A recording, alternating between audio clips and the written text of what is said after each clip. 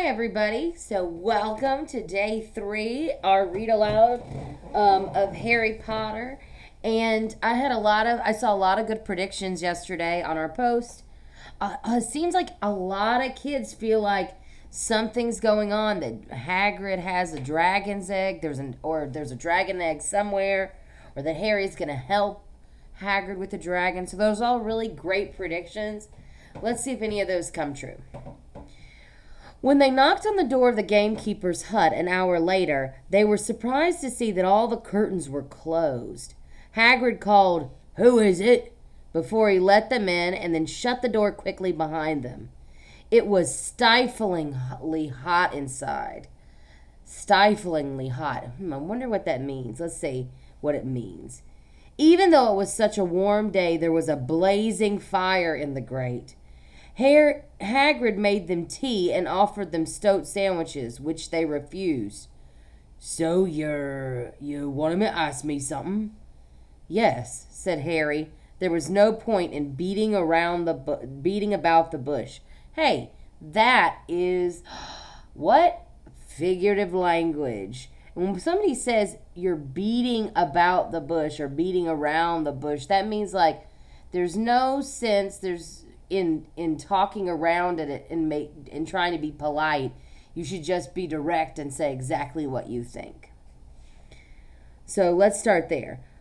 "We were wondering if you could tell us what's guarding the Sorcerer's Stone apart from Fluffy." Hagrid frowned at him. "Course I can't," he said. "Number 1, I don't know myself. Number 2, you know too much already, and I wouldn't tell you if I could. That stone's here for a good reason. It was almost stolen out of Gringotts. I suppose you worked that out at all. Beats me how you even know about Fluffy." "Oh, come on, Hagrid." Oh, no, sorry. This is Hermione, so let me change the voice. "Oh, come on, Hagrid. You might not want to tell us, but you do know. You know everything that goes on around here," said Hermione in a warm, flattering voice. Hagrid's beard twitched, and they could tell he was smiling.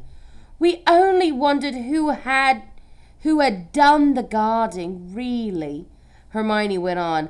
"We wondered who Dumbledore had trusted enough to help him. Apart from you." Hagrid's chest swelled at these last words. Harry and Ron beamed at Hermione. So in a moment, I just want you to show yourself, what is a beaming look? What did Ron and Hermione beam at Hermione? What did that look like? All right. "Well, I don't suppose it could hurt to tell you that, let's see. He borrowed Fluffy from me, then some of the teachers did enchantments. Professor Sprout, Professor Flitwick, Professor McGonagall," he ticked them off on his fingers. "Professor Quirrell, and Dumbledore himself did something, of course. Hang on, I've forgotten someone. Oh yeah, Professor Snape." "Snape?" "Yeah. You're not still on about that, are you? Look, Snape helped protect the stone. He's not about to steal it." Harry knew Ron and Hermione were thinking the same as he was. If Snape had been in on protecting the stone, it must have been easy to find out how the other teachers had guarded it. He probably knew everything, except it seemed Quirrell's spell about how to get past Fluffy. You're the only one who knows how to get past Fluffy, aren't you, Hagrid?" said Harry anxiously. "And you wouldn't tell anyone, would you? Not even one of the teachers?" "Not a soul knows except me and Dumbledore," said Hagrid proudly.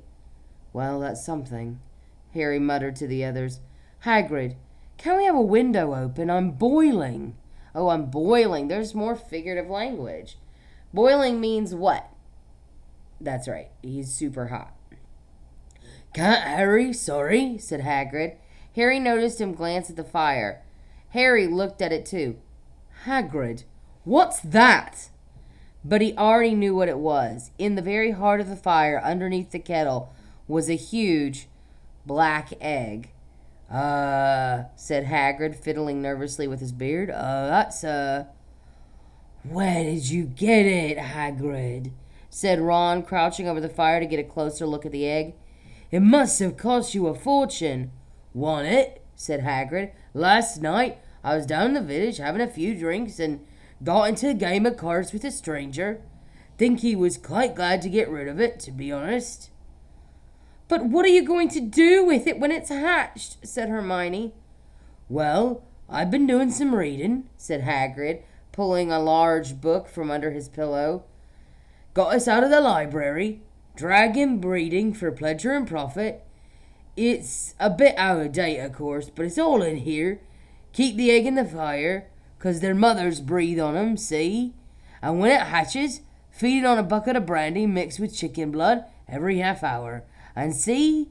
Here, that's how to recognize different eggs. What I got there's a Norwegian Ridgeback. They're rare, them."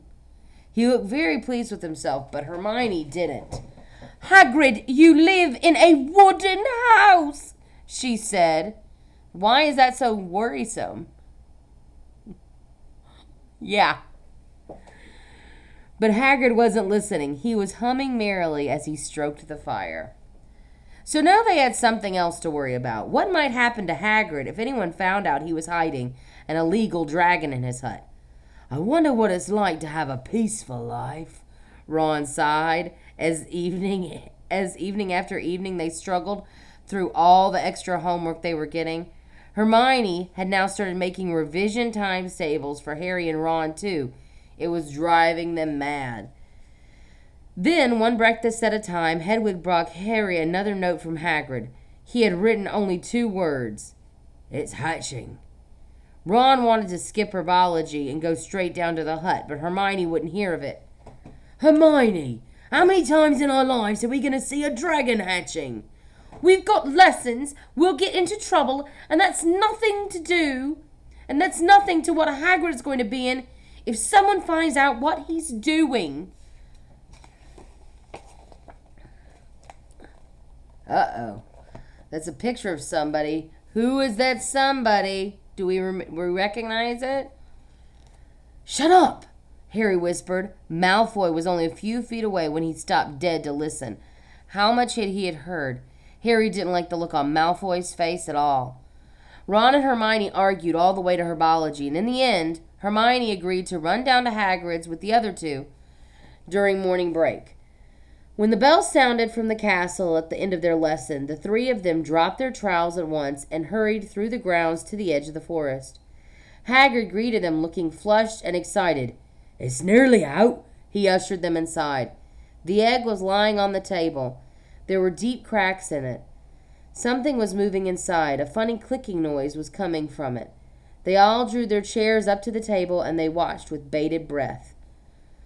All at once there was a scraping noise and the egg split open. The baby dragon flopped out onto the table. It wasn't exactly pretty. Harry thought it looked like a crumpled black umbrella.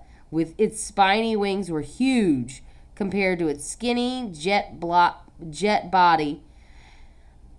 And it had a long snout with wide nostrils, stubs of horns, and bulging orange eyes. It sneezed. A couple of sparks flew out of its snout. "Isn't he beautiful?" Hagrid murmured. He reached out a hand to stroke the dragon's head. It snapped its fingers, showing pointed fangs. "Bless him! Look, he knows his mummy," said Hagrid. "Hagrid," said Hermione. "How fast do Norwegian Ridgebacks grow exactly?" Hagrid was about to answer when the color suddenly drained from his face. He leapt to his feet and ran to the window. "What's the matter?" "Someone was looking through the gap in the curtain. It's a kid, and he's running back to the school."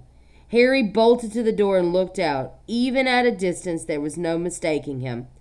Malfoy had seen the dragon, and we can see down here there's a little 3 stars to say there's going to be some time between this page and the next page we read. Now I want you to make a prediction in the comments, friends. Malfoy has seen the dragon. What does this mean?